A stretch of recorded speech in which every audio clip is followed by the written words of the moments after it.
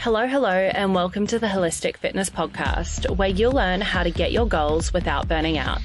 I'm your host, Laurie, and this show isn't just about movement and nutrition. You probably already know that exercise and nutrition is important for your mental and physical health and well-being.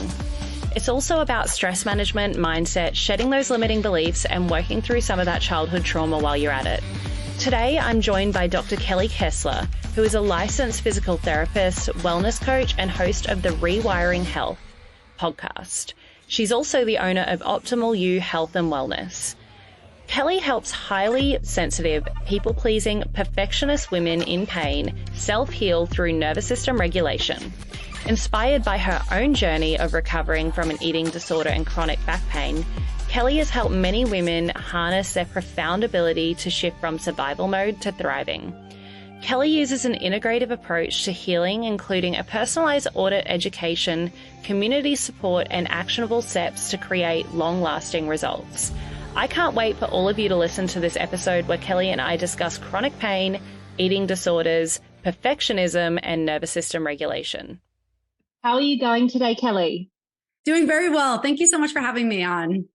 I'm really excited to have you on. I was doing a little bit of an Instagram stalk and I've already learned so much from you just from scrolling through your socials. So psyched to pick your brain today. Yes. Yeah. Well, I'm excited for this conversation. So looking forward to diving right in here. Yay. Awesome. I'm going to start this podcast the same way that I start every podcast. You have a very specific audience, like perfectionistic women, high achieving women, which I identify myself with. So I do also feel though, when you go down a specific path, you're sharing wisdom with a specific audience, whether it's diet, fitness, nutrition, nervous system regulation, there's always some sort of backstory. So what context would I need to know about your life to know why you help people in the way you do today?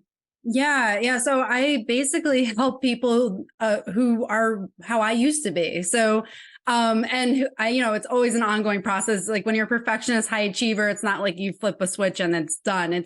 It's always an evolving process. But where it all started is that I had an eating disorder in my late teens, early 20s. Pretty impacted me very significantly. And it essentially evolved from me just being an athlete and always striving to be the best athlete I could be. So I went off to college and I'm like, I'm going to be a starter on the college team. And I went out, worked my butt off, and I was a starter on the college team. And then I just kept going harder and harder. It's like every time I hit an achievement, it just never felt like a hit in where I wanted it to feel. So I just kept doing more and more and more. Ended up transferring, going to another college. And then I get to that college and it's like, I'm kind of the odd man out because the team had already formed in the time that I had transferred. So now I'm like, all right, I'm just going to work harder and harder and just, infiltrate this team and get my starting position back. And, it really kind of like hit a perfect storm because I felt very excluded. I really didn't feel like I had grounding in where I needed to be. And so I just took to exercise as like a coping mechanism for kind of self-soothing myself during that time. And so I would wake up, eat breakfast, go to the gym, lunch, go to the gym, dinner, go to the gym. I would be out running while everyone is off to the bars and coming home at 3 a.m. I was out running campus and I did that day in and day out. And I just held myself to the standard of like, nothing was good enough. It's like, no matter how much I did, I needed to do more and more and more. And it just kind of spiraled out of control to a point where I couldn't compensate for what I was eating by exercising alone. I started vomiting. And that was when I realized I had more going on there. And so was in a really dark place, kind of shortening this, but in a really dark place, going through the eating disorder, eventually recovered. But then I found myself in a place of having chronic back pain. And, to a point where I had to get out of the car on my commute to work. I was using like a stick to stand up straight, couldn't tie my shoes. I was struggling. And I had that for several years, went to several practitioners and they're like, well, your disc height is about half of what it should be for someone who's 25. I was 25 at that time and really just felt no hope. I'm like, okay, well, I'm 25. Like, what does the rest of my life look like if I'm experiencing this? Again, fast forwarding, went off to PT school, became a physical therapist. And I'm like, okay, great. Now I can help myself get through this back pain. And then again, went through the whole regimen, strengthening, stretching, manipulations, you name it. I put myself through everything that I thought would match what I was presenting with.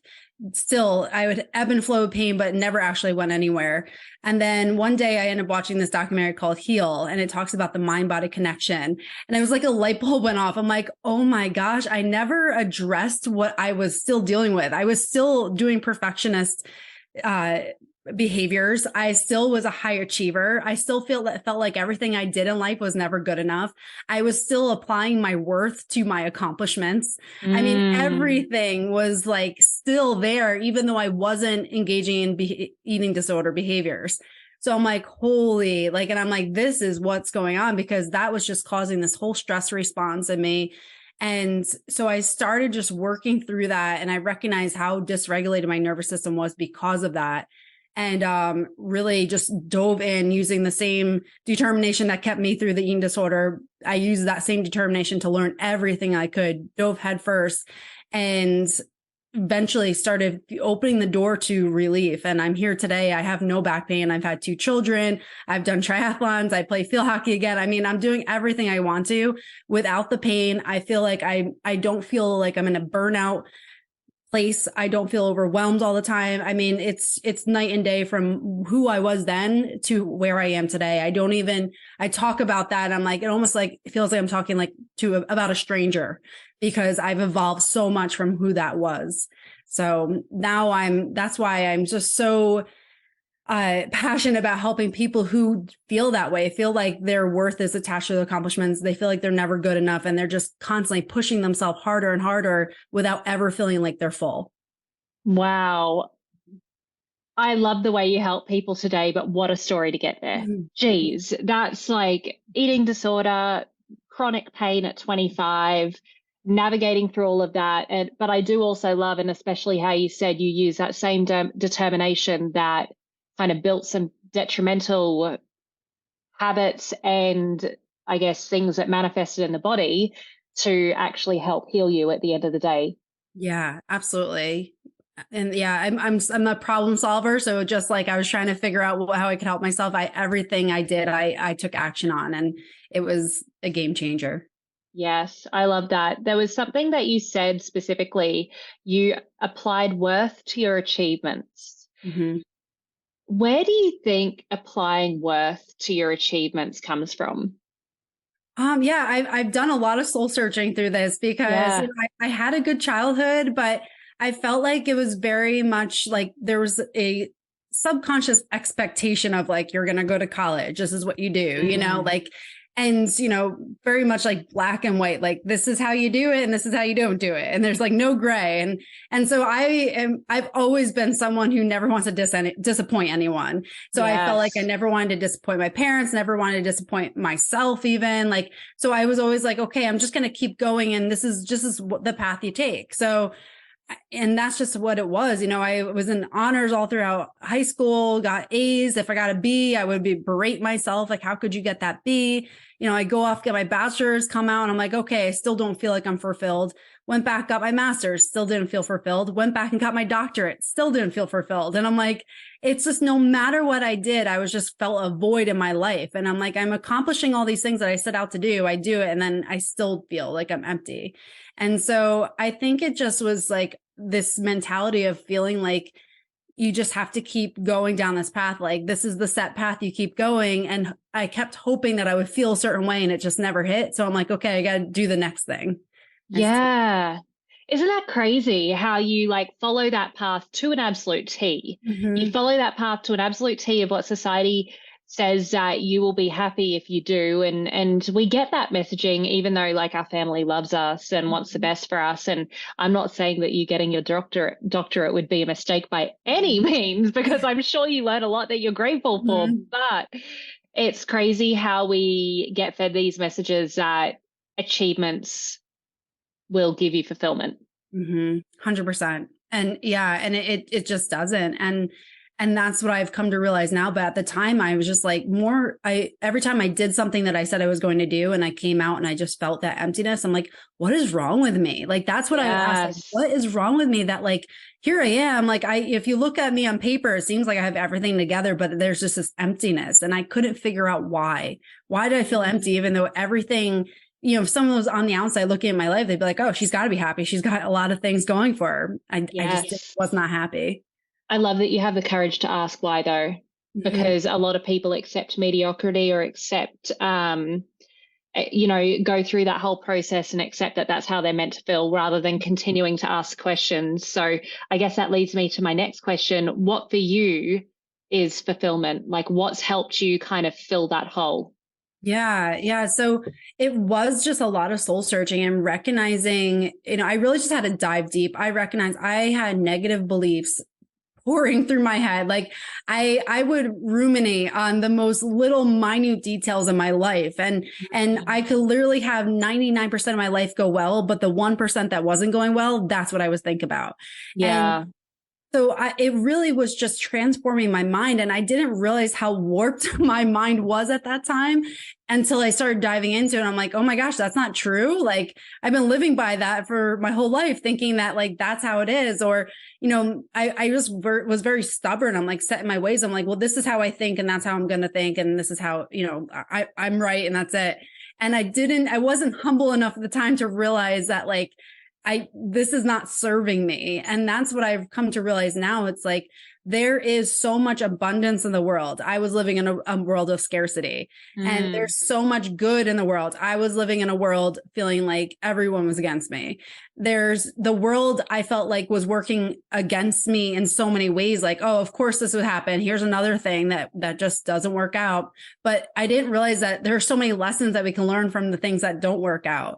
So I've had a whole perspective shift where I feel like I'm not in this like almost victim mentality in which I kind of felt like I felt like everything was working against me. And now I feel just that empowered soul of like, okay, how can I evolve? And I've seen that growth in myself. I've seen that transition where I saw how I used to think and how I think now. And I'm like, okay, I feel good. Like, I feel like I'm not obviously where I want to be because we never are, but where I've evolved to, it's just like, I see more beauty in the world. It's almost like I put a new lens in front of my eyes and the world is different, even if the circumstances are very much the same. I love that you mentioned that as well. And that dichotomy between like abundance versus scarcity. And I truly believe that life gets better for you when you take total accountability for your circumstances. And I think I did a post recently on this, like on TikTok, you might be dating and keep on dating cheater after cheater after cheater, or maybe you had something like terribly traumatic in your life that isn't your fault. Like, it's not your fault that someone cheated on you. It's not your fault that you had traumatic circumstances in your upbringing, but I think a lot of us get stuck in being a victim of that rather than like focusing on, like, let's use the cheating, for example, like, okay, I've dated 3 cheaters. What is the commonality here? Like, what am I in control of? How am I attracting these people into my life? And I think once you make that perspective shift from like, I'm a victim in this to I am taking total accountability for my life. And even though, yes, horrible stuff has been done to me, I'm going to choose to focus on what I can control. That's when life like really gets amazing. 100%. And a big thing with that, totally agree with what you're saying. A big thing with that too, with that transition is just recognizing energy levels. And this was a big eye opener for me. I'm like, holy, I was in the bottom part of that scale the whole time. My energy was low. So what's going to happen? You're going to attract everything in life that is that lower energy. So when I started, like, that was eye-opening. I'm a big person. It's like, I need to understand the why behind things. I'm a very like sciencey mentality. So if I know why something is, now I can kind of remove myself enough to not be so emotionally invested and understand that like, oh, there's not something wrong with me. I'm just living by I'm living by the rules, but I'm down here. And I need to elevate myself to have a different reality outside of myself. And it starts from me elevating within so that the external world can elevate with me. Yes, I love that. And I also love how you mentioned like you can be so in it and so emotionally in that experience that it's difficult to step out of it and observe. And I think all of us have had a friend that has a really shitty boyfriend. They complain about them, and we all know, girl, break up with him. Yep. But when you're in that situation, you might even know it, but you can't really see it. And it's the same with our own lives. We need to be the person that needs to step out and look at it from a different angle and observe things so that we can move ourselves through those states.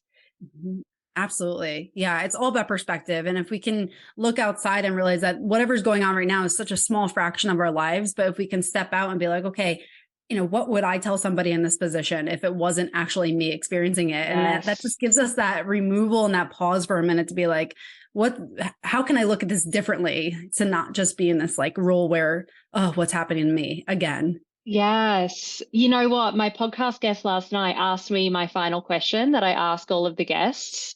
And I just like gave myself the best life advice. And I'm like, why am I asking everyone else this question? Like, why don't I step back and ask myself this question every now and again? Because it was such good perspective.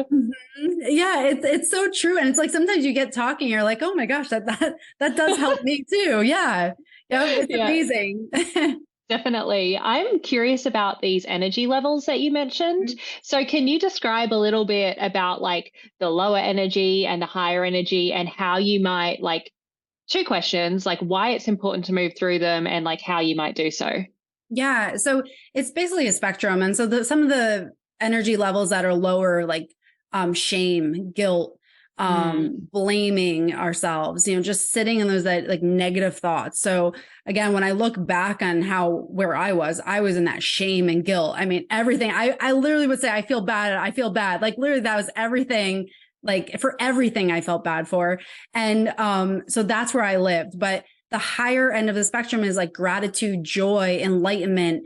Those are the feelings that we want to feel more. And so you can think about it as like, if you're playing a piano across the room and somebody else is also playing a piano across the room and you play the same note, it kind of resonates and it blends. So if you are vibrating at a certain level and you're really low, then your world is kind of vibrating at that level too. And you're going to start seeing things and attracting things at that level. But if you can raise your elevation and your vibration to a higher level, now you're going to have things happening for you in your life and you're going to attract different people and you're going to attract different circumstances.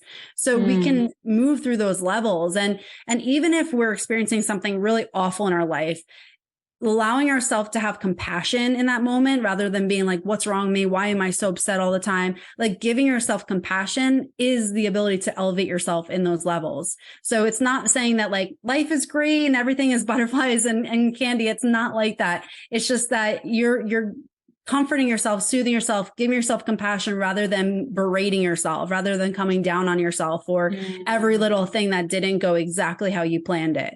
So again, it's just working on elevating those levels, and it takes consistency. It takes conscious action every day of being aware of that and really using our minds to elevate ourselves and seeing everything in a different light. I love that. It's crazy once you learn about these frequencies as well. Like I think when you first hear of it, and a lot of people listening, especially if they are more left-brained, like, I mean, you got your doctorate, so you're definitely left-brained as well. But it can be hard to think like, how can just being a little bit more grateful and compassionate actually change things? But I actually have a personal story about this. I learned this when I was in 2015, I went to a retreat and I learned this. I was feeling really down on myself. I was low energy, burnt out. And after I learned about this, I'm like, okay, seems like bullshit, but I'm just going to give it a try. So I gave it a try and was doing all these gratitude practices, learning about frequency and stuff like that.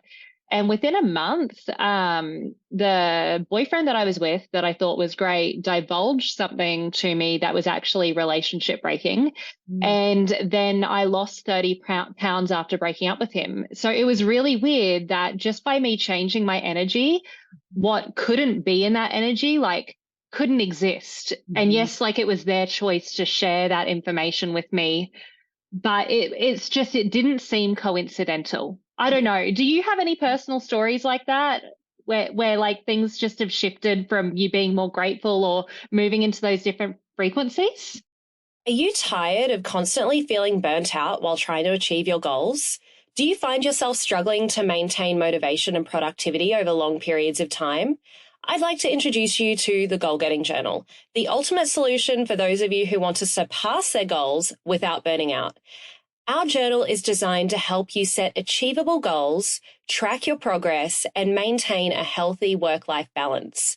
With our journal, you'll discover practical strategies for managing stress, staying motivated, and avoiding burnout, including time blocking, habit stacking, and so much more. You'll also learn how to prioritize your tasks and maximize your productivity so you can get more done in less time. The Goal Getting Journal is perfect for anyone who wants to achieve their goals without sacrificing their mental health and well-being. Whether you're an entrepreneur, a student, or just someone who wants to make any positive change in your life, the Goal Getting Journal can help you stay on track and avoid burnout. And for Holistic Fitness podcast listeners, you can get 20% off your first journal using the code HFPodcast. Go to goalgettingjournal.com and type HF podcast at checkout to get your discount. So what are you waiting for? Order the Goal Getting Journal today and start getting your goals without burning out. Yeah. I have so many. And I was right where you were. I was like, seems kind of like woo woo. I'm like, I'm a sciencey person. This is kind of like a little too much for me to handle. I'm like, there were years I was like, okay, I'm going to do gratitude journaling. And I do 2 or 3. I'm like, I don't see any difference. This is kind of where are the results? Yeah. And I'm like, all right, I'm just going to stop. And then I would stop and I'm like, okay, I'm going to meditate. I don't know. It doesn't really hit with me. And literally there were so many moments I would like stop and start. Cause I'm like, it didn't resonate with me. And then it was like, it literally, I don't know if it's like, I just kept with it long enough that now I'm like, oh, it does work. I just didn't stick with it long enough to see the change. And that's where a slow burn. It is. And that's why I was like that instant gratification that we all want, but it's like, it literally, I had to rewire my brain and that's not an overnight process. And so I can give you a story. Several years ago, I was in this negative, bad place, like everything. I was like, what else is going to go wrong? I would be on the phone with my one friend, like for an hour on my way to work, being like, this happened, just complaining, like talking about everything that was wrong, like making a joke of it. I'm like, yeah, of course this would happen. Look at my life. And that was my focus. And literally like, we would just have these conversations. And at that time we were building our house. And it's like, what could go wrong went wrong. Like everything went wrong. And it's like we dug our septic, or our excavator dug our septic. And then the next day there was a torrential downpour. We had like an Olympic sized swimming pool in our front yard full of mud. And so if anyone knows about septics, you can't have that. So we had to dig a few feet deeper, and that cost us another $5,000 just for our septic on top of what it already was. And it was like, that happened. And then our basement flooded. And like, while we're building the house, so there was mud pouring in all the windows in the basement. And then it was like, we finally were working on that. And then our, washer machine flooded the top ceiling, and I had to respackle everything. It was like literally a perfect storm. And then there's just so many things. I could go on for days. There's so many bad things that happened in this time. And at the time I was like, what is wrong with me? Like, why does all this stuff happen to me? Like, it just happens, Yeah. And so from that time where I was in this negative place, and it was feeding off each other, because again, it goes hand in hand, to where I am today. I'm like in a much better place. I recognize, there's so much to be grateful for. And just, there's so many things that it just like kind of worked out. Like, it's just been really like, things have just been smoother for me. Like, had my second child, and everything just kind of like went well. And it was like much smoother. And I had my first child at that first time when I was in the bad place. And it was like, things that just like were not working out. And then this time it was like, oh, that worked out well. It seemed very smooth. And then it was like, the other day, this might seem crazy, but like I was at a baby shower and I'm like, no, I'm just going to come in here with good intention, good energy. Like, I'm going to be the thermostat and change this atmosphere and just come in with a good energy. And I end up like winning the raffle, and then I said to my friend, I'm like, I'm going to send you good energy too. And then she won right after that. And I'm like, this is crazy, but it might seem crazy if you're not like in this place, but I can just see so many little things in my life that have just like have just kind of worked out well, and it seems smoother, and I'm not hitting that resistance like I was back then. Like right now it just seems like, okay, there's like a flow to my life. That wasn't exactly. Mm-hmm. Yes, I love that. And you can change your beliefs about life as well. You can so for example, one of my beliefs is I believe I get a bunch of free stuff. Mm-hmm. I get a bunch of free stuff. The other day I was at the coffee store and they made an extra iced coffee. Oh, do you want it? I just get free stuff all the time. Yeah. So, or just awesome. Always being at the end of, when you're getting a beer and the keg finishes, but they give you the free one, and then they've got to give you another one. And it's always when it's 3/4 full and the keg always ends on me. It's funny. Yes, free beer. But awesome. It's crazy when you change your beliefs that this happens. This is very random. When you were talking about your first and second child, I'm really curious. Are you the oldest child? I'm the youngest. You're the youngest. I'm the youngest child. Yeah. You have oldest child energy. Oh, do I? Yeah. My brother and I have an older brother. We're polar opposite, completely polar opposite. I hear that sometimes. With the older brother, and actually this is someone that I work with very closely. She's the youngest and she has an older brother, and she's very perfectionistic type A, which surprised me because I always put the oldest child in the box of perfectionistic and stuff like that, because they kind of go through that kind of hard stuff. And when you were sharing that story of your firstborn having all of that kind of hard stuff while maybe you were pregnant with them, I'm not sure.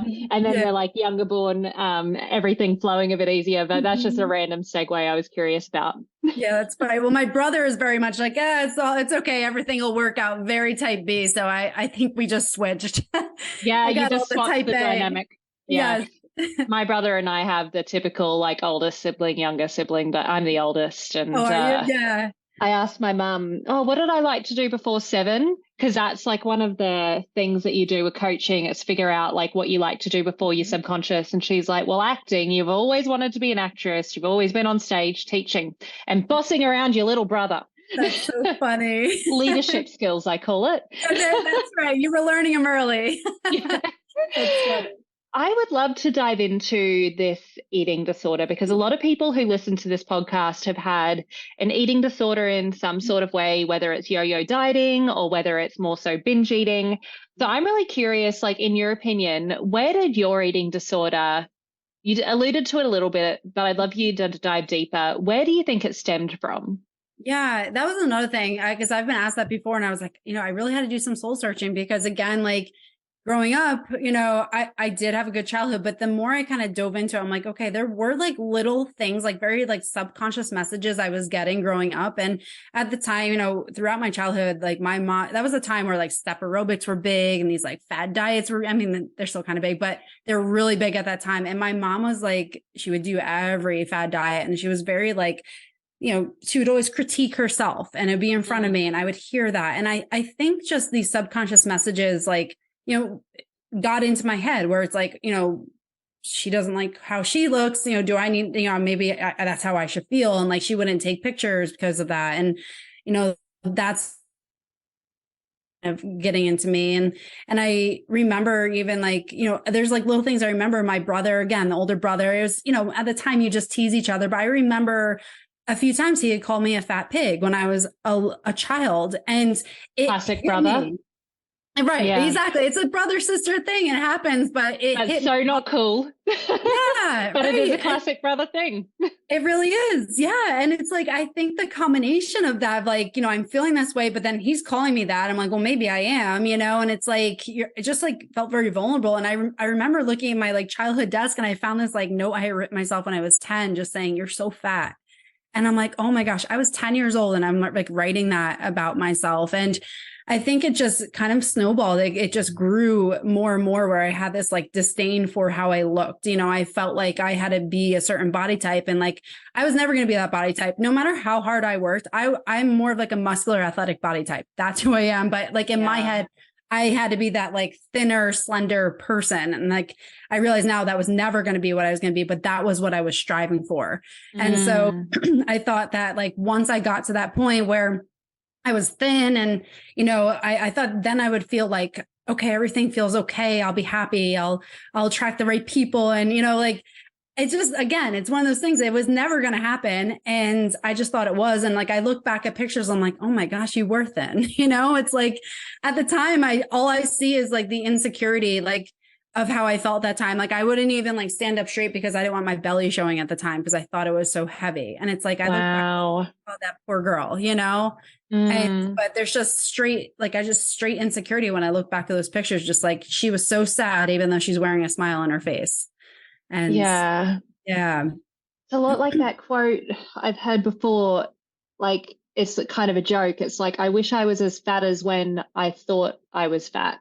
Mm-hmm. A lot of women are like that. It's like they see themselves as so slim. Yeah. But like back then they thought they were really, really fat. Mm-hmm. Absolutely. Yeah. It's amazing how our perceptions, it's like, it's not about what you look like, it's about your perception of yourself. And it's like, I could have been 50 pounds less then, and I probably still would have had that same perception. It's like, it just was never going to be good enough. And that was it.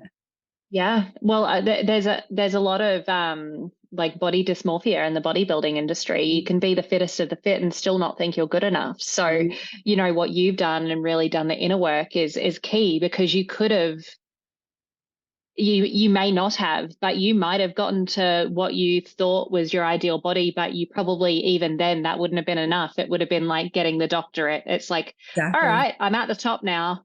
Mm-hmm. What's enough? Yeah. Again, because if you're empty inside, it's like, no matter how much you change your external environment, your external appearance, it's not going to fill your heart. And that's what I realize. For sure. I think you do raise a really important point, though, that I'd like to highlight about body types.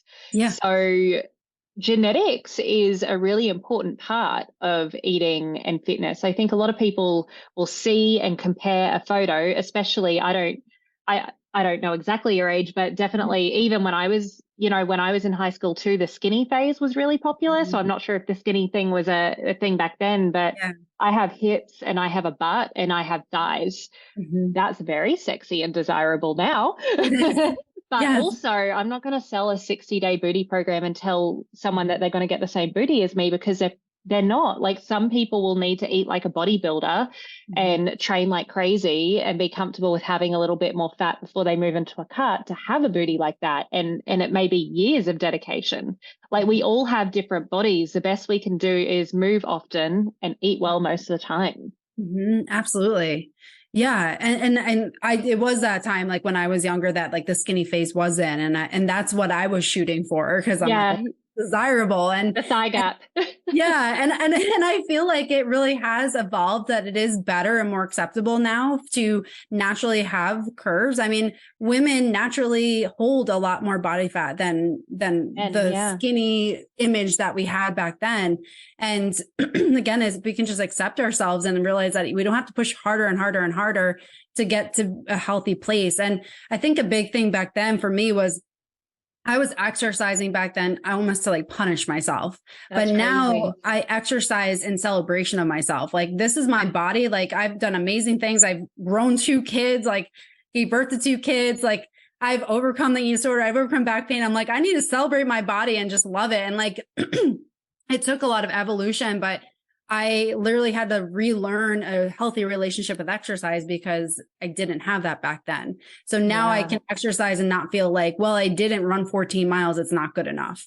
And so, it's so important just to be aware of your body and recognize, like, what's the best version of yourself? Like, we can't compare ourselves to other people, because really the zaps of energy, if you want to talk zapping your energy, especially when we're talking about energy levels, compare yourself to other people, complain, and criticize yourself. The 3 C's of destroying your energy. That's what it is. And so we have to recognize, like, what is the best version of myself? And that's it. It doesn't matter what anybody else does. I love that. Complain, compare, criticize, the 3 C's to just completely zap your energy. That's crazy. Can you dive a little bit more into relearning a good relationship with exercise? Yeah. So I can kind of talk about what I did, and it may be different for everybody, but for me, again, exercise was my coping mechanism. It was everything. I mean, there was a time back then, like, I had food poisoning awful food poisoning. And I was doing 500 crunches every single day for 2.5 years. Did not miss one day. And like, I look back then, I'm like, not the smartest thing to do, but it was like, that's what I did. So, I mean, I was like, had food poisoning. I was like throwing up in the toilet, and then I would come do more crunches, back and crunches. I mean, there was no reason for me not to exercise. Like, it was going to happen. And so for me, for some people, exercise is like, okay, how do I increase it so I can be more fit? For me, it was like, how do I decrease it so that it's not consuming me? So I had to like literally like back off, like, I'm going to do 1 minute less a day. And that's it. Like, I had to do this tiniest things, because for me, I was like, I felt like a failure if I didn't do it to the level that I was used to doing it.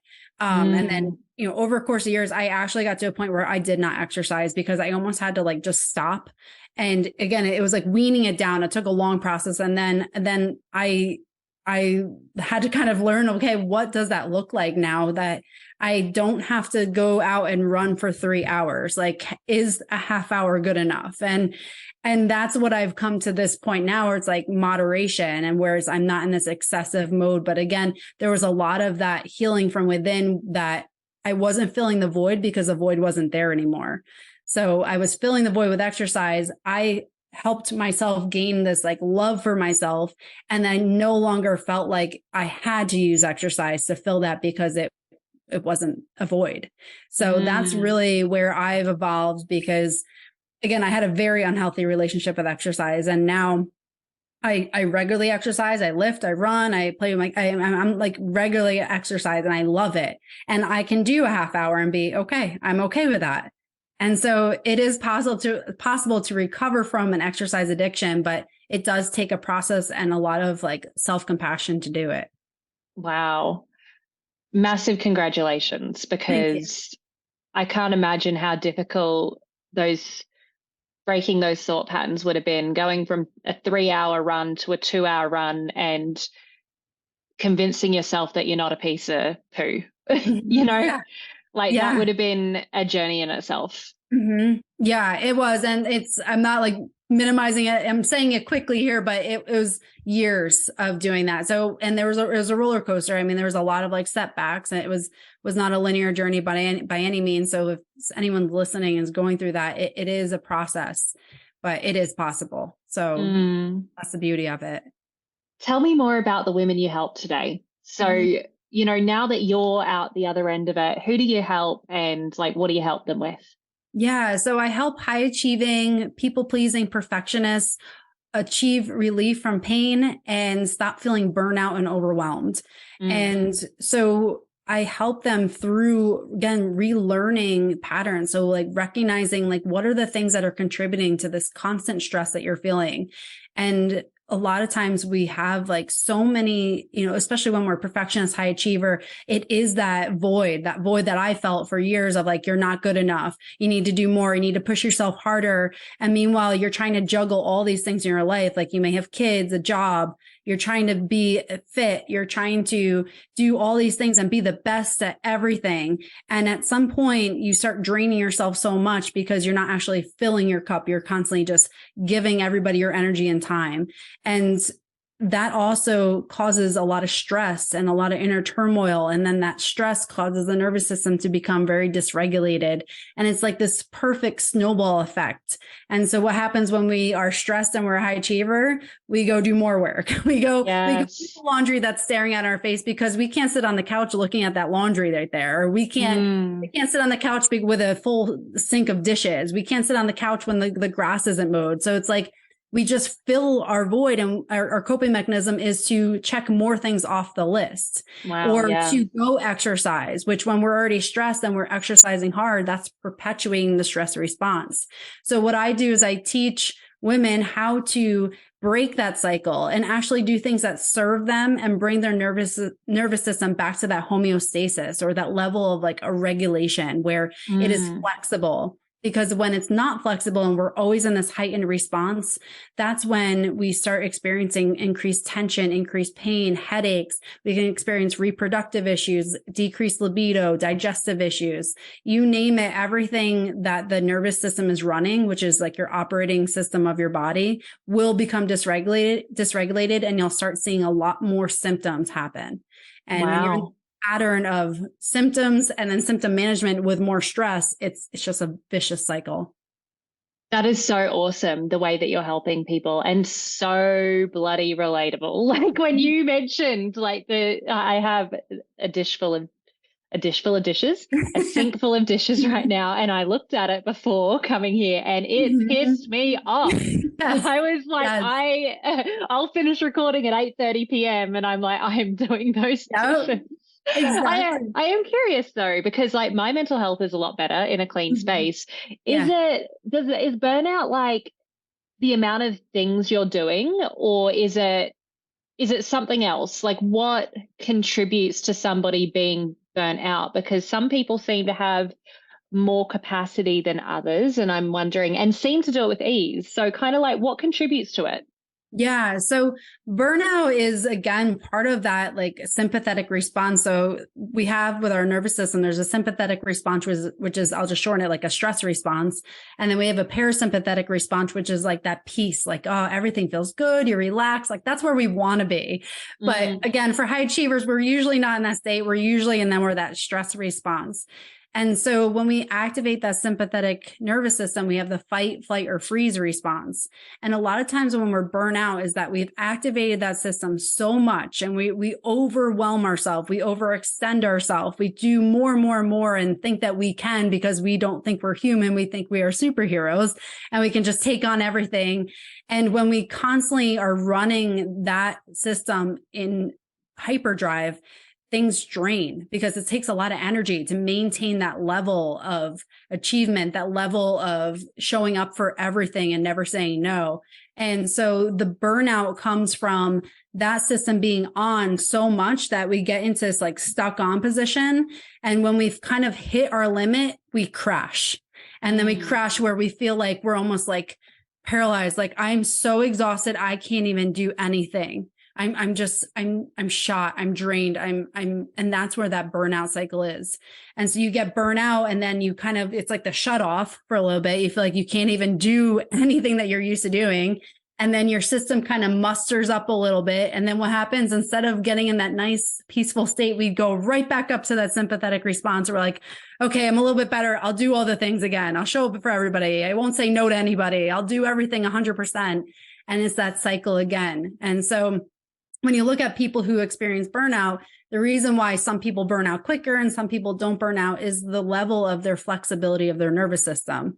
So if you have things in place where you can bring yourself back to that parasympathetic state and you're not just kind of stuck in that stress response, you're going to have a bigger buffer for taking more things on. So you're not going to burn out as much. But if you're someone who uses just more stress to cope with that, so like that person that does just the dishes because they're stressed, or the person that's like checks off 3 more things off their list because it makes them feel good temporarily. But in the long run, you're only doing yourself a disservice. You're keeping yourself high in that stress response. And then eventually you're going to hit that crash quicker. Hey, Holistic Fitness fam, a quick message from one of our sponsors, NED. As you all know, I recommend good nutrition, movement, and stress management practices before supplementing, so you know what type of supplementation that your body actually needs. For me, I supplement with very few products, but NED is one of them. I'm a type A, high energy, ambitious business girly with massive goals.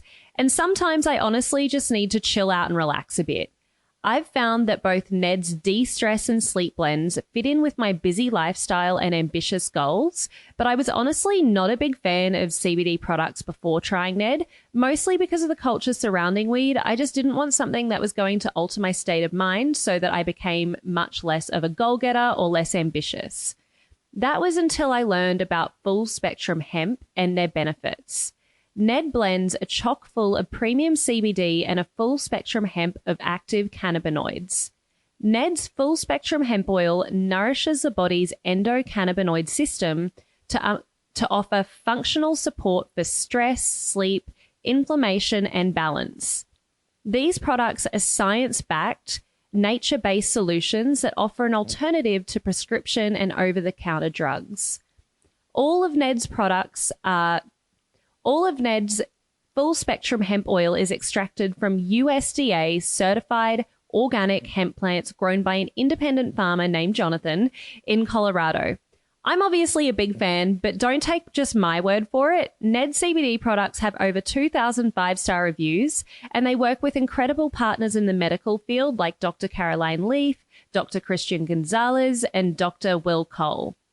NED is providing Holistic Fitness podcast listeners a very special discount. If you'd like to give NED a try, listeners get 15% off NED products with the code Lori Lee. Lorillee.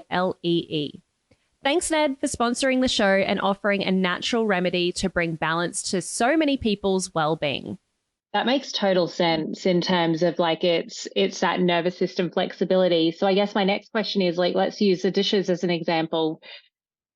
Do people get burnt out because they haven't learned how to stay in their parasympathetic nervous system while doing the dishes, because they attack it from an angle of, oh, I need to do the dishes, rather than I'm so grateful to have a beautiful, clean home? Or is it somebody who like doesn't make space for meditation and journaling? Like, how do you like not get burnt out because you still need to do the dishes? Mm-hmm. Yeah. Yeah. So it's kind of a combination. It's how you perceive the dishes. So again, if it is a stress response and you're like, I just need to do this because it's so painful to look at them, I'm just going to get it done. And then that's it. And you're kind of like, you can almost feel that energy when you know you're going to do that. You're like, I'm just going to do this. And you don't want help because you don't accept, we don't accept help from anyone, where it's like, no, I'll just do it myself. I can just do it quicker. And so it's part of that, the mental part behind it. But it's also too, is that we don't give ourselves a moment of pause. Like we're on unless we're sleeping. And so it's not so much like you sit on the couch and you're scrolling through your phone and you consider that a pause. That's not a pause because your brain is still activating. So you're still receiving stimulus. So we have to implement habits that allow our system to go into that parasympathetic. So, and it's actionable steps. It can be breath work. It can be just a moment of mindfulness, recognizing your senses. What do you hear? What do you smell? It can be a cold shower. That's something I do every day, is take a cold shower. It can be journaling, getting your thoughts out. I mean, there's so many things. It can be mindful movement. Vagus nerve techniques. I mean, there's so many things you can do to activate that parasympathetic nervous system. And it's like a muscle, so our muscles, if we start out and we try to do a 300-pound bench press and we've never lifted in our life, it's going to be really hard. So we don't want to start with like, let's do 3 hours of this a day, because it's going to backfire. But maybe we start bench pressing with a pencil and see if you can do the pencil, and then you can do 2 pencils. And then that's how it works with the nervous system, because you've wired yourself to have this constant stress response. It takes consistent small actions every day to rewire it where it's not just triggering quickly. I love that you use that analogy. I use that analogy a bit when it comes to meditation specifically, when probably past you and I were like, this meditation shit is not working. 100%. And it's because we're expecting to lift 200 pounds on day one. Yep, exactly. That's exactly what it is. And we didn't stay long with it in the beginning, long enough to realize that, we can get stronger at this and we can make it easier for ourselves. For sure. What do you think, so obviously patience is one, but what do you think the biggest mindset shifts are to be able to start regulating your nervous system and activating that parasympathetic nervous system a bit more? Yeah, the biggest mistake I see people make is, especially with high achievers, that they try to do too much too quickly. Yes. They expect it's all or nothing. I mean, they're going to be perfect at this. I'm going to do it all in. I'm going to do every technique I can learn. I'm going to watch every video I can learn and just do everything. And then it backfires, because this is a change that you're making. And so with change, there becomes that natural resistance the brain has of like, I like my comfort zone. Even if it doesn't serve me, I love that comfort zone. So when we try to do too much too soon, our brain says, nope, I'm not doing this. And then you actually have more resistance from the brain, or you just rely on willpower. Willpower, again, it takes energy for you to rely on willpower. And that's another thing that, high achievers, we do that. We rely on willpower, but it will fail you in the long run. So to mitigate that and allow yourself to set yourself up for success, we have to do the smallest thing. That's it. If it's 1 minute a day, you start with 1 minute a day. And you also don't expect perfection. If you miss a day, that is okay. Just be consistent. So you have to start with the mindset that I'm going to do very, very tiny actions and not be perfect, just be consistent. And then you'll notice it starts building. So if you start with 1 minute a day, you may notice like, it feels a little bit different. I kind of like that. Okay, maybe I'll do 2 minutes today. Maybe I'll do 3 minutes, but doing the smallest action where it doesn't feel like you have another job. Because for anyone who is a high achiever perfectionist, like you already feel overwhelmed, bombarded. You feel like there's not enough hours in the day. The last thing you need is another job. Like you don't want that. So you don't want to feel like another job that you have to do. I love that you bring that up. And another extension to that is like no expectation that you need to build upon it as well, because I think a lot of people are like, all right, then I'll do the minute for week 1, then I'll do 2 minutes for week 2, then I'll do 3 minutes for week 3. And like, I know because I'm very much that way as well, but micro habits are so underrated. And it's just knowing that naturally, whatever you've researched will come to fruition, but it's taking the first step and execution every single day is what builds confidence, and confidence will start helping you build momentum, and then momentum will keep you consistent and build behaviors, and then they'll become habits, and then it'll become your identity. Like it all rolls in. 100%. Absolutely. Yeah. I completely agree with everything you say. And I think another thing that allows people to stick with it is knowing why they're doing it. And that's a big thing that I emphasize is like, let me tell you the science behind it. Let me tell you what's happening in the brain. Let me tell you about the sections of the brain that are activating in this. And that was a big game changer for me, because if I know that something actually has a scientific physiological basis for it, all right, I can do that. I can get behind it. So that's another big thing is like, you need to know why you're doing that. And that's where like education and understanding is so important. It's not about just going through the motions of it, but knowing that there's genuine meaning and it does work. Yes, I love that. It is important to know the why without overanalyzing. Exactly. That's true. Overanalyzing is the procrastination. Exactly. 100%. Yeah, that's so important. We have spoken about loads today, Kelly, and I know that you know, there's some topics we didn't even dive into as much because you do have such great expertise in multiple different areas. Before I move to the final question and figuring out where everyone can find you, is there anything that we didn't talk about today that you really did want to share with the audience? So I can just share this kind of going off. We touched on it, but just to bring it more in because I love this is that when we set intentions, because a lot of times people will be like, oh, set intentions for your day. And I was another thing. I was like, set intention. What am I going to set intention for? Like when I was in that mindset, I was like, that doesn't mean anything. And then when I understood the science and I started seeing the change. So when we set intentions for our day, we are actually activating part of our brain that filters things out. So it's called the reticular activating system. So when we say, I'm going to see everything that I can be grateful for today. Like maybe that's your intention. And now what your brain does is like, okay, we got to look for things that we're grateful for. And then it starts filtering out the noise.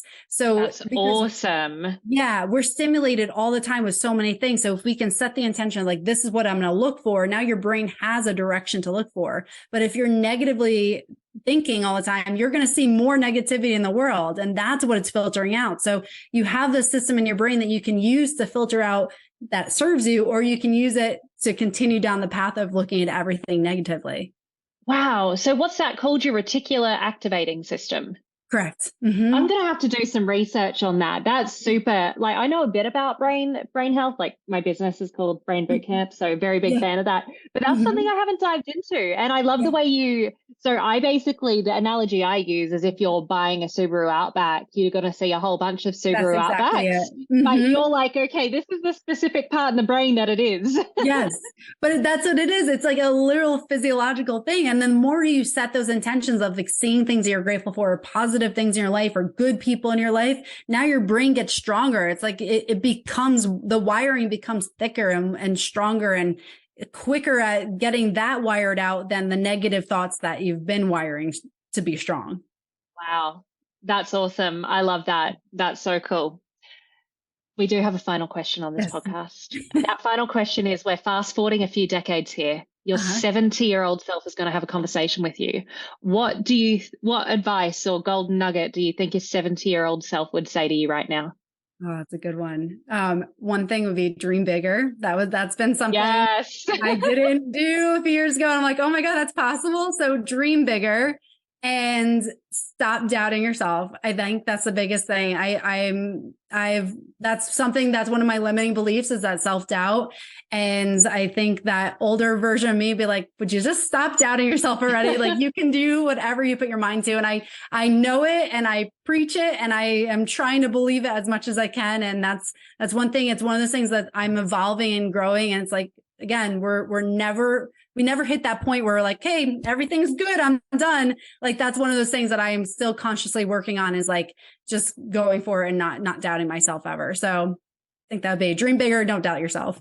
I love that. And that's such an important note for everyone to be aware of as well. Just because you're doing the work doesn't mean the work like ever stops. Mm-hmm. You've got to find a way to enjoy the journey as well, because you might heal the shame, but then, hey, it's moving to the like, hey, I can dream bigger. I can do this. And I don't know, being a fitness trainer, I know lots of music. And when you said dream bigger, I couldn't help but hear, I think it's Axwell, dream bigger, do, do, do, do, do. And I've just got that in my head now. when I clean my house. That would probably activate my sympathetic nervous system. I might need to put on that dance music. Or maybe calming music. Exactly. Calming music for 8:30 p.m. That's right. Binaural beats. Exactly. I love that. I'm personally really excited to keep following you and stuff on Instagram. Thank you. And learn more. But hey, where can everyone else find you, learn more about your services, work with you? Yeah, sure. So places you can find me are Instagram, social media. So I'm under Dr. Kelly Kessler, all one word. So I'm on TikTok, Instagram, Facebook, and YouTube. So I do put all my podcast episodes on YouTube, and I have also videos where you can like learn how to rewire your brain on YouTube. I also have a podcast called Rewiring Health, and talk about all this stuff. And I also have a website, OptimalU, YOU, healthandwellness.com. So those are probably the best places to find me. Amazing. And I'll definitely have all of that in the show notes as well. I am super excited that you joined the podcast today. I personally learned so much from you. Thanks so much for joining. Oh, thank you so much. I really enjoyed this. That was great, Kelly. And for everyone else, whether you're in the car driving and listening to us, or whether you're cleaning the house, rage cleaning your dishes right now, thank you so much for listening to the Holistic Fitness Podcast. Eat well, move well, breathe well. And until next time, keep shining.